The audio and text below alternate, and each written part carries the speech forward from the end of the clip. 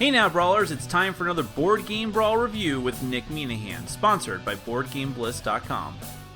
Hey people, today we're going to take a look at Marvel Legendary Civil War. This is the newest big box expansion, as you can tell, for the Legendary system, specifically the Marvel Legendary system, nothing to do with encounters. This is not standalone. You need to have one of the other two core sets in order to play with it, although there are a ton of cards in this box, so you really only need the starters from those other sets, and a few other things. But in any case, as the name implies, this has to do with the Civil War storyline from the Marvel Universe, but not the movie Civil War, which is quite a bit different. This is specifically targeting the original, and actually not even the recent Civil War. There's another Civil War storyline going on in the Marvel Universe right this moment, in the summer storyline. But this is the original one from years ago, where the New Warriors at the time were fighting off some villain named Nitro, and things got out of hand, and something to do with Speedball, and then Nitro blew up a bunch of innocent civilians, including a bunch of kids, and that caused the entire nation to freak out and say, enough is enough. It was basically it wasn't sort of paying, I don't know, it was calling back to 9/11, because it was not too long after that had happened. And so everyone freaked out. There was a Superhuman Registration Act that was enacted, with Iron Man being the leader of that sect, who really wanted to make that happen, to say, okay, look, superhumans need to be policed, they need to reveal their identities, they need to be out in the open, we need to regulate them and make sure they're doing the right thing. But this did not sit well with Captain America and a number of other heroes who said, no, this is just branding us and cataloging us, and it's not right, we shouldn't have to do this, blah, blah, blah. And a lot of different things happened. I won't spoil in case you ever read it, I guess, but some things will be spoiled no matter what with this review. So, as with any of the big box sets, lots of new heroes, lots of villains, lots of masterminds. In fact, there's no, new individual card in this set, but some of the cards that are just more heroes, more villains, and things like that are drastically different than what you may remember them. There's lots of new changes in this set. So let me go ahead and go through a lot of those different things. Then we're going to come back. I'll let you know what I think.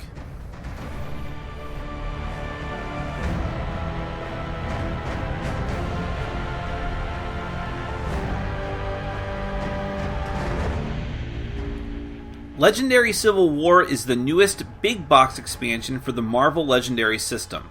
Despite having a whopping 370 cards in this expansion, it is not a standalone game, and you'll need either the core set or the villain set to play. There are no new types of cards in this set, however, some of the existing types of cards now have radically different mechanisms. We'll start off with the new heroes. One of my favorite pairings, Cloak and Dagger, appear in this set as one hero, and they show off the most dramatic new mechanism in Civil War, divided cards. These cards have two different cards with two different classes and two different effects depicted on their front. When you play the card, you choose which side of the card you're actually using. No part of the other side of the card is enacted at all. You only have to pay the cost of the card once when you recruit it from the HQ. While each individual half does not have a very powerful ability on its own, each half is usually very different and gives you a lot of versatility. Every new hero has at least one double card, and the first two we'll talk about are all double-sided except for their ultimate. While in your hand, these cards count as both their classes, teams, and names. Cloak and Dagger can give you either combat or recruitment respectively, and their ultimate lets you play both sides of every double-sided card that you play. Storm and Black Panther's abilities have to do with manipulating placement of cards in the city, and their ultimate ability gets you free sidekicks for revealing multi-class cards. You can't have a Marvel Civil War without the Captain. Captain America Secret Avenger gives you bonuses for playing sidekicks and other Avengers, and his ultimate lets you put every one of them you play back on the bottom of your deck. Peter Parker is also in this set, since he has to reveal his double life as Spider-Man during the Civil War storyline. His cards are cheap as usual, and his ultimate gives you +1 combat for every card you draw. Speedball is the one who inadvertently started the whole mess of the Civil War. Ironically, some of his cards have to do with rescuing bystanders, and his ultimate can cancel a Master Strike as it occurs. Falcon appears again as just Falcon, and interestingly, his abilities are based off of the cards in the HQ. His ultimate can give you extra power equal to the printed power of a hero that's in the HQ. Luke Cage is invincible, and consequently his cards let you prevent taking wounds. His ultimate reveals another brand new mechanism in the game, Fortify. If a card lets you fortify something, you'll put that card next to the thing being fortified, and it prevents some sort of interaction. Usually these effects come from villains and masterminds. They might fortify their own decks and city spaces to prevent you from fighting them easily, or fortify your deck and prevent you from drawing extra cards. Luke Cage is a rare hero that can fortify, and in this case he does it with the wounds pile to temporarily prevent players from having to gain wounds. There's a new Daredevil that's actually Iron Fist masquerading as Hornhead. Just like the original, his power is based off of manipulating the top cards of your deck. Goliath has effects revolving around the cost of his other cards, and he also introduces the size changing effect, which is always linked to a particular class. If a hero has this effect, you can recruit it for 2 less from the HQ if you've played a card of the appropriate class. Villains that have this effect work the same way, except that it takes 2 less to fight them if you've played the appropriate card class. Vision is the poster boy for the phasing ability, which is new to the game. If a card in your hand has phasing, you may choose to swap it with the top card of your deck. Hercules is good at rescuing bystanders, and he gets bonuses for doing so. Tiger can actually cancel ambushes from the villains and recruit heroes for free and get their recruitment in combat. Stature also has size changing and is all about defeating villains and getting bonuses for having done so already. Patriot likes getting the team together and gets bonuses for playing different heroes. Hulkling is a shapeshifter and also has size change, and like his father can both gain wounds to gain power and then KO them later. Finally, the very unfortunately named Wiccan is the only other hero with phasing, and has you guess cards from the top of the deck in order to draw them and get other bonuses. There are 5 new masterminds. Authoritarian Tony Stark fortifies space after space in the city with each Master Strike that is drawn, making villains easier and preventing you from fighting him until the spaces are clear. He wants to make America great again. Ragnarok is the Robo-Thor, and he gets bonuses for all the classes in the HQ, and forces the players to discard either all their best or all of their weakest cards. Maria Hill, Director of S.H.I.E.L.D., has another new ability which is called Shield Clearance. To fight anyone that has shield clearance, you must first discard a card that has the shield team symbol. Maria specifically has double shield clearance, so you'll have to discard 2 of those. She can also flood the city with shield officer cards that turn into villains. Baron Helmut Zemo is very strong, but gets 1 less power for each villain that you've already defeated. His Master Strikes, however, can KO those villains from your victory pile. Finally, Misty Knight is a bribe mastermind, meaning you can spend any combination of recruitment and combat to fight her, much like the original bribe mastermind, the Kingpin. She can give players wounds if they don't have enough star cards. There are, of course, new villain groups. I won't spend too much time with them, but here they are. The Superhuman Registration Act, the Registration Enforcers, the CSA Special Marshals, the Great Lakes Avengers for some reason, the Thunderbolts, the Shield Elite, and the Heroes for Hire. There are also 2 new Henchman groups, the Cape Killers and the Mandroids. There are several new schemes I won't go over in detail, but all of them have to do with the events that occurred during, before, and after the Civil War storyline. You now have another option for Sidekicks with the special Sidekick pet cards. These can be shuffled together with the original Sidekick cards and placed face down. Each one costs 2 and gives you a small bonus comparable in power to the original Sidekick, but just different. Most of them are going to require that you put the card back on the bottom of the deck after having played it, similarly to how the Sidekicks used to work with you having to put it back onto the stack. There are new Grievous Wounds. These work the same as regular wounds, and in fact you'll shuffle them into the wound pile, but they cannot be healed normally. You have to take some sort of special action, like spending combat, spending recruit, or giving the wound to another player. And finally, there are 2 new Bystanders. The Aspiring Hero gives you a sidekick when you rescue him, and the Comic Shopkeeper thinks that this is the worst game ever, and lets you scry the top of the hero deck. That's basically everything in Legendary Civil War.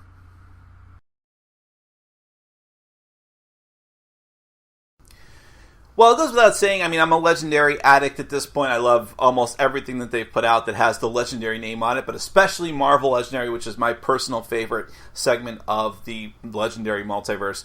And so I do love this set. There was really not going to be a question about that. As far as just like the type, the heroes that are in the set and the themes of it and, you know, my particular favorites for heroes, this would not rank as high as the 2 Secret Wars sets, or possibly even, I would even say Dark City, just because those sets have some of my favorite heroes and villains. There's no question about it.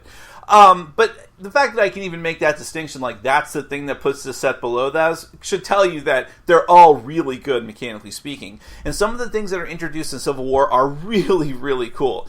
The obvious one that we'll start off with are the divided cards, which are great. My only complaint with the divided cards, I mean, they're great, they're versatile, I love having the different options for them, and just forces you to think in a different way. Magic had these a while ago too, but they didn't last very long. They lasted through like one block. But the one thing I don't like about them though is that there's too many of them in the set. I think it would have been great just to have a few heroes, like what they did with Cloak and Dagger, Storm and Black Panther, and just say, this is very unique to these particular heroes. This is what they're really good at. Instead, every other single hero gets one, and gets multiple copies of it, of course. And it's just like, it's fine, but now it's like, they all feel a little bit the same. And now if we never see this again, it'll feel weird that all these other heroes have, like, one of them. You know, so I think maybe I would have preferred if just the 2 that I mentioned, Cloak and Dagger and Storm and Black Panther, had a bunch of the double cards, and then maybe a couple of other heroes did. And that's that. But okay, that's really nitpicking. Otherwise, I think it's very cool, like I said, to have that versatility in the game. It's like uber enhanced version of the double class cards that they've had before. These are just, it's just adding something more to the game to have to think about, and that's great. More strategy is always a good thing. I love the pet Avengers, the special sidekicks, especially like Lockheed. This is my personal favorite. I love things like that, though, because it's almost like they're taking cues from their other Legendary properties, their Legendary Encounters games, because in Legendary Encounters, you have, same thing with the Wound stack, because in Legendary Encounters, you have the Strikes, which are random, and you have the Commanders. I think they might be called something different it's like Lieutenants and Commanders, depending on whether it's Predator or Aliens, that they all do the same thing. They all like give you 2 recruit, but they also all have a different class on them. This is even more pronounced because all of the pets have something different going on, and there's the original sidekicks. But still, I love having that variety to the game, and I always play with sidekicks no matter what. Those are in another set, by the way, so you might not have those if you've only got the core set. Other things, I like the idea of the wounds. It's great having that changed up quite a bit, and it is more thematic as well. Lots of great villains and masterminds. I really like some of the masterminds, including the new Baron Zemo and the new Iron Man, authoritarian Iron Man, Trump Iron Man, I call him. I don't really care for the bribe ability that much, which is weird because other people love it. I just think it's like, ow, I don't know. It just makes things too easy, I think, which is the point. Like Misty Knight in this set and Kingpin in the Dark City set, I think, were the easiest masterminds there. That's the whole point of them. I just don't find it a particularly interesting ability, but it's there. And the fact that there's 5 masterminds in the box is great. I think most big sets only have 4. Am I mistaken in that? But in any case, I also like Maria Hill, director of S.H.I.E.L.D. as a mastermind. She's great. There's lots of great schemes. I didn't go over them in the overview because it's already too long as it is, but there's a great one that we played with X-Men versus Avengers, because I think that happened not too long after Civil War. Maybe I'm wrong on that. But for some reason, they threw it in here. And it's great because it has you use 2 particular teams in the deck, in the hero deck, and then that has some effects, so it's really, really cool. So again, I've always loved the schemes in Legendary because they really show off what can be done with the spatial elements and the different card decks in the game. It just works out very, very well. There's an East versus West thing for Civil War. It's really great.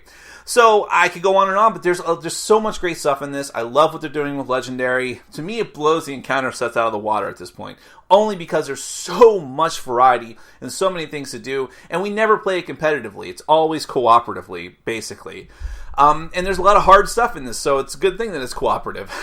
So that is definitely this is definitely a set that I would recommend. Again, if you have to rank them, I would go of the big box sets. I'd go Dark City, the 2 Secret War sets, and then this one. But that is purely based on theme. A lot of people are going to love the heroes that are present in this set: Vision, Falcon, the Young Avengers, all these different types of things. Excuse me, if I'm choking, I'm so excited about the game. But if you're excited about Legendary, as I am, you should already have this one. But if you're on the fence, there's lots of good stuff here. You should check it out. Thanks for watching. Follow us on Facebook, Twitter, and Patreon. And make sure to check out our sponsor, Board Game Bliss, where you can find an amazing selection of games from around the world. BoardGameBliss.com. Thanks for your support.